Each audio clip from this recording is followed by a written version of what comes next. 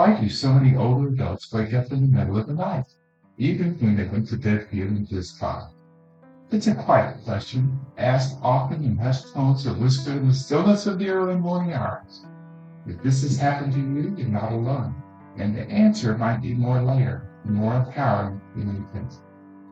Let's explore 5 surprising reasons behind this common experience, and more importantly, what they might be trying to tell you. Number 1, the body's subtle signals of change. As we age, our bodies begin sending us signals in quieter, more refined ways. What once felt like a full night's rest now comes in fragments. Hormones shift, circadian rhythms drift, and sleep becomes lighter. Not because something's wrong, but because your body is adjusting to a new rhythm. For example, Nora, 72, began waking up around 3 a.m. nearly every night. At first, she assumed it was just part of aging, but after journaling her experiences, she noticed a pattern. Those early wake-ups often followed days when she skipped her afternoon walk or ate a heavier dinner. Her body, it turned out, was asking her to recalibrate, gently nudging her toward balance, not chaos. Recognizing these moments as communication, not disruption, changed her entire approach to sleep. Number 2, natural shifts in sleep cycles. Your internal clock doesn't run on batteries, it runs on cues. Light, movement, food, and routine all play their part. But as life slows down, those cues can blur. Consider that as we grow older, our exposure to natural daylight often decreases. Without these strong daylight signals, the sleep-wake cycle can gradually shift forward, causing earlier bedtimes and yes, earlier wake-ups. Leo, a retired teacher, found himself falling asleep before 9 p.m., even though he didn't need to. By 4 a.m., his body was done resting. After shifting his evening routines, adding soft lighting, light stretching, and postponing dinner slightly, his natural rhythm began to stretch closer to sunrise. Your body isn't broken, it's just following the path it's been given. Sometimes we just need to gently guide it back. Number 3, underlying health clues. Sleep isn't just rest, it's feedback. When you wake up constantly at the same time each night, your body may be alerting you to something deeper. Issues like blood sugar dips, mild dehydration, or even subtle joint discomfort becomes more pronounced during the stillness of the night. But they don't always announce themselves loudly. Instead, they tap you on the shoulder, gently waking you, hoping you'll notice. For instance, mild hypoglycemia, which is low blood sugar, can cause a sudden cortisol spike that wakes you up, or your body may need hydration after a dry evening environment. Rather than ignoring these signs or rushing to medicate, try tuning in. A light snack before bed, staying well hydrated, and moving gently throughout the day can all help support deeper, more consistent rest. Number 4, lifestyle habits that quietly shift sleep rhythms.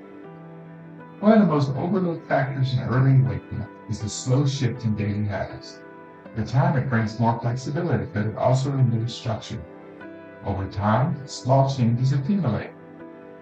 Early dinners, less sunlight, fewer mentally stimulating activities, they all send signals to your internal clock that bedtime is early. If you fall asleep at 8:30, waking at 3 a.m. isn't insomnia, it's a full sleep cycle. Elaine, 76, noticed this exact trend. After retiring, her days became quieter, her evenings less stimulating, and without realizing it, her bedtime crept earlier and earlier. By introducing a daily walk, reading by a brighter light in the evening, and avoiding a post-dinner nap, she slowly pushed her sleep window later. Within weeks, the 3 a.m. wake-ups became a thing of the past. Number 5, emotional and reflective wakefulness. Not all wake-ups are physical. Some are emotional. In the quiet of early morning, when the world is still and our thoughts are unmasked, unresolved feelings can rise to the surface. This isn't anxiety in the traditional sense, it's more so, a gentle mental restlessness, the stirring of memory, or reflection of life's joys and regrets. Marcus, 81, who was with it for 5 years, found that his 3 a.m. wake-ups weren't about sleep at all. They were moments of reflection, when memories of his late wife would visit or when he'd quietly review the chapters of his life. He began keeping a journal by his bed, writing a few thoughts each night. Sometimes he'd pen a note to his grandchildren or just jot down an idea for his memoir. These small acts of reflection could give us peace of mind. He wasn't broken, he was remembering. Honoring those thoughts helped him return to sleep with greater calm. Some final thoughts. Waking in the middle of the night isn't always a problem to fix. It's often a message to hear.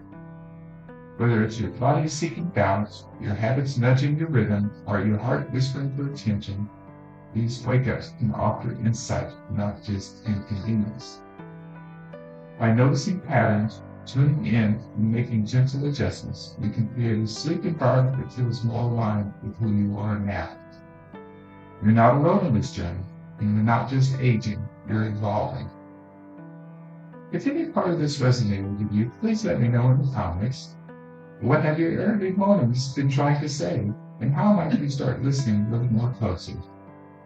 Thank you for spending time with us. If you found this helpful, please like, subscribe, and consider sharing with someone who might benefit from a little elder wisdom tonight. Until next time, rest well and wise